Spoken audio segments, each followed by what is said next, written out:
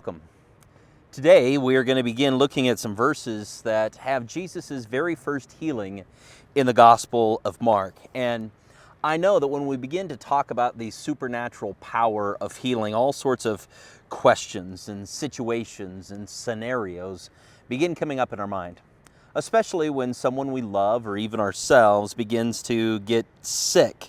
And when you see somebody get healing and somebody not get healing, and somebody recover and somebody passes on, and we get all of these questions inside of us about, well, what is healing and how does God choose to heal, and can he heal, and does he still heal, and I mean just all those sorts of things. And when healing doesn't go our way, we also get extremely angry. How could a loving God allow this to happen? And we begin to spiral. And many times these questions of healing actually push us away from God instead of drawing us near to God. So these are huge questions of faith. They're huge questions of trust. They're just really big questions. And you cannot have a thin answer to a thick question. It's just not easy. But we want to work on it a little bit. Now, there's a reality that we all need to embrace, and it's not easy when someone we love passes on, but the reality is death is part of the human story, and the reality is, whether we like it or not, death is going to come for us all. And another really hard thing about this reality is we cannot forget the fact that our loving God warned us. He warned humanity. He warned us that it would happen if we chose to live outside of his ways, that death was going to come. Now, this warning from God was not a punishment. Please hear that. God did not say, if you don't obey me, I'm going to bring death. That's not even remotely close. God is the author and the creator of life. And when we live in his ways, we experience more and more life. We experience the things he intended us to. Outside of God, outside of life, is death. And so when we choose to live outside of his ways, death is the natural byproduct. It's the natural consequence of living outside of life. So death is not a punishment from God. Disease is not a punishment from God. Sick is not a punishment from God. It's a consequence that you and I live in a world that is underneath the weight or the consequence, or as Paul says, the wages of sin. And because of that, our world has death and disease and everything in it. And so it's just now a simple part of life. But it wasn't part of God's plan. It wasn't what he wanted in the very beginning. So when our first parents chose to try to find life outside of God, death entered the human story. And it brought with it its partners, and that is disease and drama. And they invaded the human story. And ever since that moment, people have been getting sick, people have been having conflict, and people have been dying. Therefore, we should not be surprised when you and I have relational conflict. We shouldn't be surprised when you and I get sick. We shouldn't be surprised when somebody we know or we love dies. It's everywhere. That doesn't mean that they sinned. It doesn't mean that God's angry at them. It doesn't mean that God doesn't love them. It just means we live in a world underneath the consequence of that sin. The weight of it is just part of the human story. And because of that, you and I have been at war with death from the very beginning. And so we do diets and we do surgeries and we take pills and anything that will push death off, anything that will keep death at the door as long as possible. But no matter how hard we fight, it will eventually come for us all. And this is why Jesus invades the human story. He came because death will not have the last word. Death will not have the last chapter. Jesus came so that life, a new life, an eternal life, will be the beginning of a new chapter. So Mark records for us tonight these words, starting in verse 29. After Jesus left the synagogue with James and John, they went to Simon and Andrew's home. Now Simon's mother-in-law was sick in bed with a high fever. They told Jesus about her right away. So he went to her bedside, took her by the hand, and helped her sit up. Then the fever left her, and she prepared a meal for them. That evening, after sunset, many sick and demon-possessed people were brought to Jesus. The whole town gathered at the door to watch. So Jesus healed many people who were sick with various diseases, and he cast out demons. But because the demons knew who he was, he did not allow them to speak. We see Jesus invading with life. We see Jesus healing as his sign of power.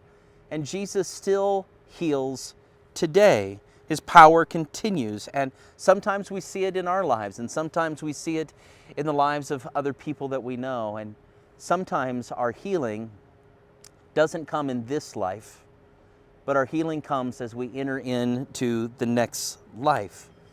Because death does not have the end of the story. Life continues, so our story continues. Well, welcome to Waypoints Go. We want to encourage you to hit subscribe on YouTube, on Facebook, and share this link and this content with other people. Being sick is no fun. When we physically feel unwell, it's not fun. Even if it's just the common cold, we struggle with it, and it just causes us a little stress throughout our day. But watching somebody else that we love struggle with sickness, that's even worse. And honestly, these issues are not something that Jesus strayed away from with his time on earth. He engaged wholeheartedly inside of them. People were stricken, honestly, with more sickness than what we see today. It was something of the unknown, feeling unwell. We didn't understand as people what certain colds and things like that meant, that this person is just unwell.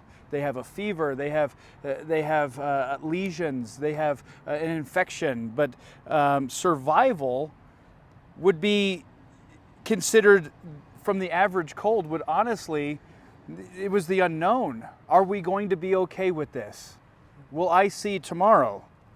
See, life is a little bit more delicate than we actually realize because of our Western culture and the advancements of our establishments and our medical systems that keep us well. It's more fragile than we realize. We deal with new threats day in and day out when it comes to our health. We watch what we eat, because so much of our diet, we have learned over the past century, directly reflects our health. And society has changed and gotten physically easier for most of us in our Western culture, and how we have to replace now, it's so easy, we have to actually replace physical work with going to the gym, right? We now just sit at the office, and we actually have to do something intentional to keep our bodies active physically. That's how easy it's gotten. And those are just the changes that we've had to make in the last 100 years because of these advancements. But the last 3 years have brought a whole different perspective and reminded us, honestly, how fragile human life actually is. Over this global pandemic, we were actually reminded how fragile humanity actually is. But this is all something Jesus knew. He understands how fragile human life is. So Jesus is honestly just trying to get away. He's traveled back to the house that he's staying at. In early church tradition, this is more than likely Peter's house. That whenever Jesus is in Capernaum, he's just staying with Peter and Peter's family. Peter is married. We see later on in our passage today that he has a mother-in-law. So at some point in Peter's life, he is married. But Jesus is staying in Peter's house, just looking to sit and relax at the end of a busy day teaching. So, in fact, Peter's home is starting to become more famous than Peter actually had cared it to be. And it's now starting to be referred to as Jesus' home as well. Not only Peter's home, but Jesus' home, because Jesus is staying there quite frequently. So here they are, back at Peter's house. Peter's family immediately runs down to Jesus and fills Jesus in on what is going on. See, while Peter and Jesus were teaching at the synagogue, Peter's mother-in-law came down with a fever, as our passage says, and she was bedridden. So Jesus comes back to just be able to close the door and position himself in a place of rest, and instead is greeted with some emergency, right? And he comes into action. He's confronted with some really hard news that each and every one of us have had to deal with, being notified that somebody in our life is sick. That life will continue even when we are wanting to rest is honestly the hardest thing about ministry. And Jesus just wants to get some time. But there's something to be done, and Jesus is going to do something. So Peter's mother-in-law is sick with a fever, as our passage tells us. The Greek word Mark actually uses can be translated to be on fire. This isn't just a normal fever. She's burning up. She is burning up. This isn't just hot. She's on fire hot. So there's something going on that needs immediate attention. So Peter is worried for his family. And now, as a side note, this is Peter's mother-in-law. This is his mother-in-law that between, I don't know about you, but mother-in-law relationships are a bit unique sometimes, right? So this relationship between Peter and his mother-in-law must be special. There must be some connection here. Because I don't know too many men that would run downstairs and immediately rush to tell Jesus that their mother-in-law is sick. They might pause and they might wait and go like, well, how sick is she? Like, are we talking sick, or are we just sick? But nonetheless, Jesus is notified that Peter's mother-in-law is sick and in desperate need of some intervention. So Jesus went to her bedside and sat down with her. And Scripture points out that as soon as he took her by the hand, her fever had left her. Jesus didn't say a word. He simply took her hand. No prayer prayed, no command given, just a simple touch. A simple touch from the Creator of everything. It's amazing what simple human touch can do for somebody. You know, when it connects us, it creates a brief moment that we share, this unity in our humanity. This simple touch is so much more than just touching somebody by the hand, but it communicates value. It communicates whatever we're doing it together. The distance between where one person ends and the next one begins just disappears with a human touch. Not only does human touch have positive effects physically, but also it changes a person's mood. You can see the mood change. Maybe stress melts away, or realization that I'm not simply here by myself. I am sharing this moment with somebody. Just knowing that we're not alone can change all the difference, everything in our day. So Jesus touches her and she's healed. Something happens, a miracle happens. She gets up and it's a startling reveal in the rest of the family when she makes her way off the bed and through the rest of the house. And you know where she goes? She goes straight to the kitchen. She goes right into the kitchen, and you know what she does? She makes a meal.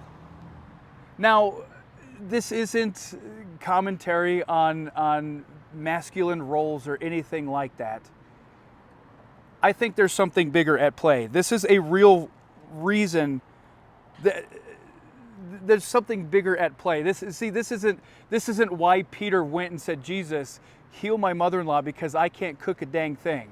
See, I believe that she went into the kitchen, into preparation, that Jesus has authority over the physical body, over his disease and its sickness, and it has to be dramatic. She was laying in bed, sick, burning up. Now, next thing, in a matter of a few minutes, she's in the kitchen going about her normal duties. what she would be doing for the family, just in her normal life, just picking up where her servant's heart left off. And it also shows her heart for her family with her service. Now see, once word gets out about Jesus' healing of Peter's mother-in-law, the entire town floods into Peter's house. So much for that rest Jesus was looking for.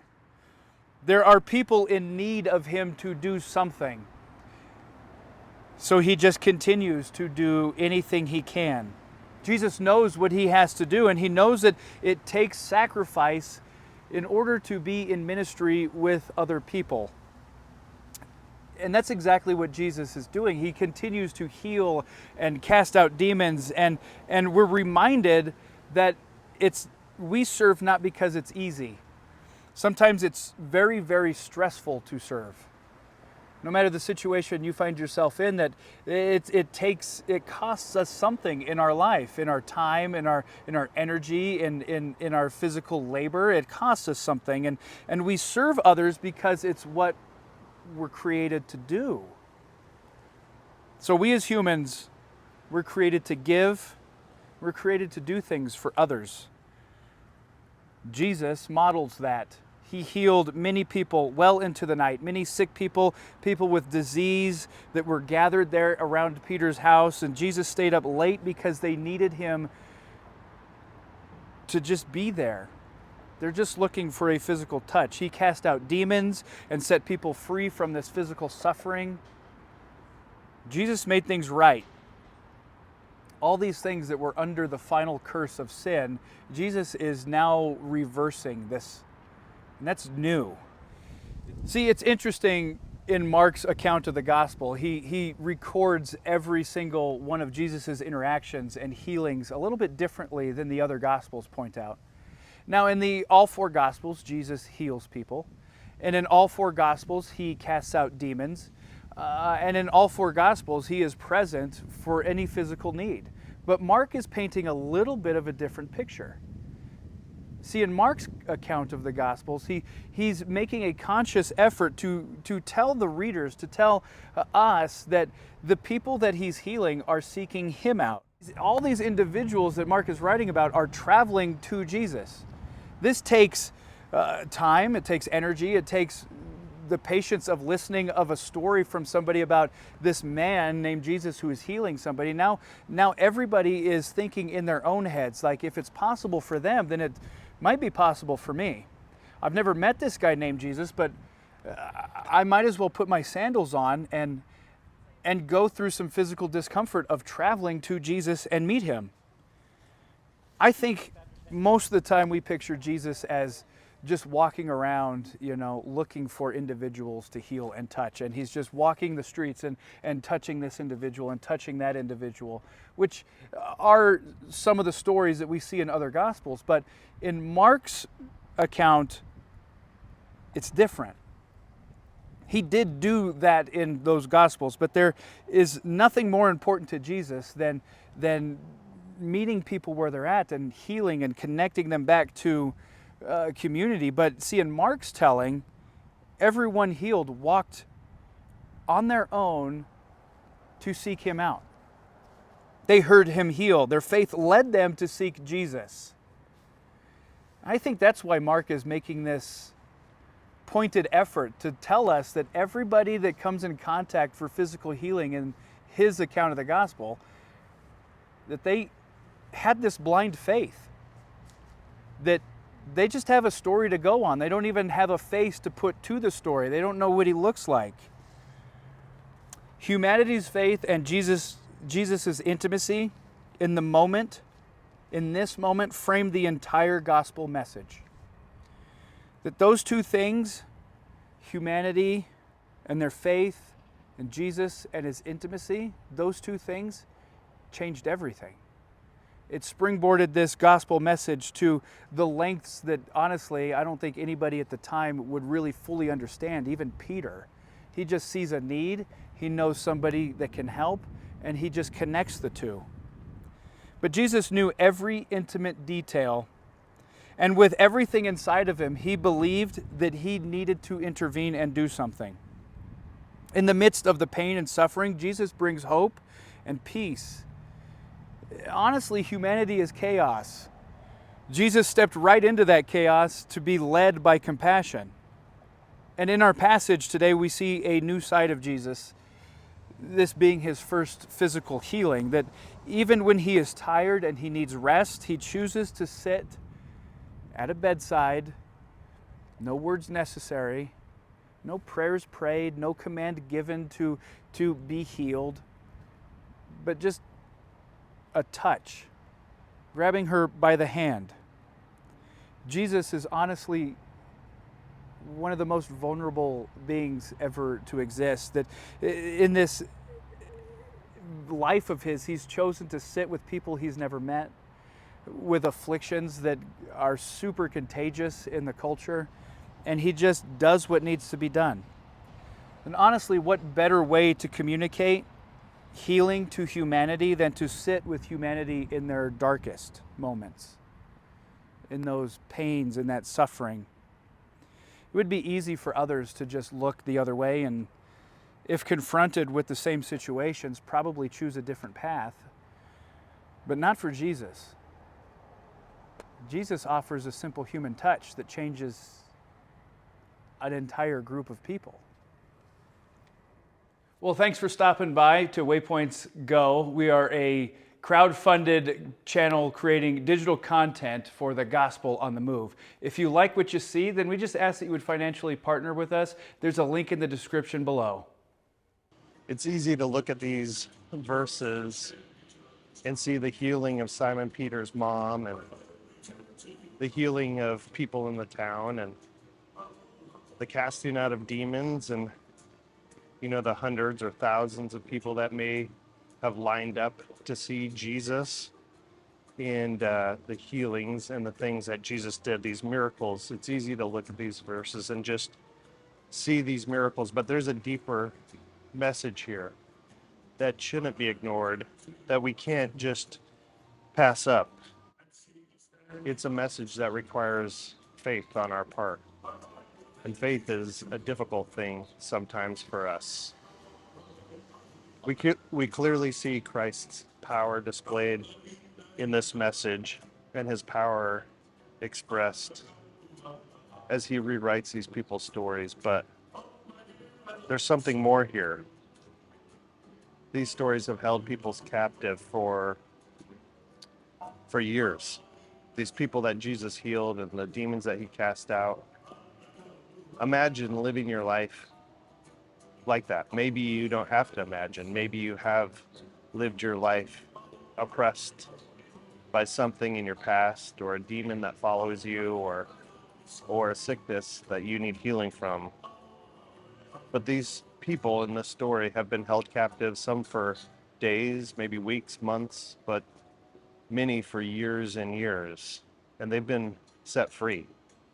Jesus heals them. He rewrites their story. But there's something that Mark writes, and it's easy just to skip past that and just ignore it. But the reality is, this is an important part of this story, and it's important for each one of us. After Jesus casts out the demons, Mark writes that he did not allow them to speak. Just think about that for a minute. Jesus silenced these demons, and why did he do it? Mark says, because they knew who he really was.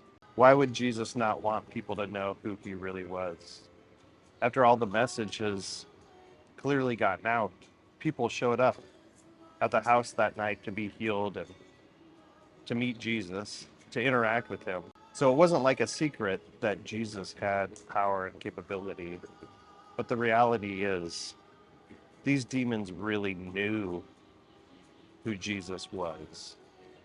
People knew and understood that Jesus had power, that he had strength, supernatural strength to heal them and cast out demons, but these demons actually knew who Jesus was. And this story foreshadows a bigger narrative that exists. Jesus' act of shutting these demons up reminds us that there's a season for everything. It wasn't time yet for people to really know who Jesus was. So he did something to delay the knowledge. And oftentimes we go through our lives expecting things to happen a certain way, in a certain timing. But the reality is God is in control of that timing. And we are required to have faith in him. And there's a difference between trust and faith. Faith goes beyond trust. It's a supernatural, a holy type of trust.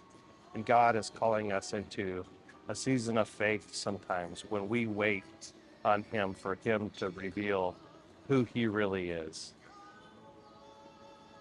And I want to encourage you that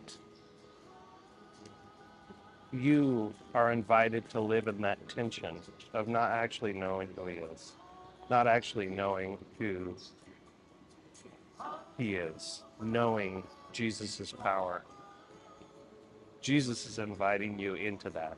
And so as you go about your day and your week and you're questioning if God is really there, if Jesus really hears you, he does hear you, but it may not be time.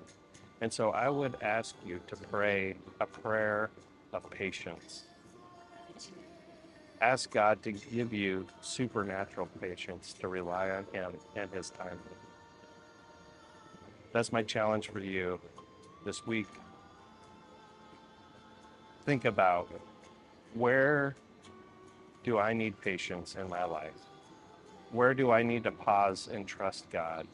Am I waiting expectantly on God, or am I expectantly waiting on God? Those are two different things. One is in our own timing and one is in God's timing. So I ask you, are you relying on God's timing or are you relying on your timing? Begin to ask yourself those questions this week.